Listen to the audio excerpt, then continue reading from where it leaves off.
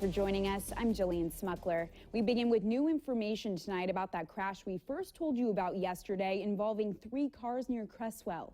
Police are still investigating, but neighbors are speaking out about what they saw. KZI 9 News reporter Emma Withrow spoke with the woman who owns the property where the crash happened and has the very latest in tonight's top story.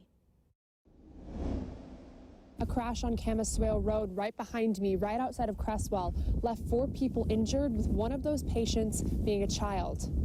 Police say they got a call just after 6 p.m. on Saturday night about a bad accident in a rural area of Creswell. Residents in the area were told by police that 2 vehicles were traveling eastbound in both lanes on Camas Swale Road, and a pickup truck was heading westbound when the head-on collision happened. Neighbors tell me that one of the vehicles crashed into a fence alongside the road, which was on Robin Franklin's property, and when she heard the crash, she immediately went to help. When I walked up on the scene of the accident, I was surprised I didn't see fatalities right away. It was horrific. Police tell us among the 3 vehicles, 7 people were involved in the crash, with one of them being a small child. I walked up and there was in the silver car, there was a man holding a child that had cuts on his face and he was crying. Camas Swale Road was shut down until around midnight due to the severity of the crash and the amount of debris to clean up.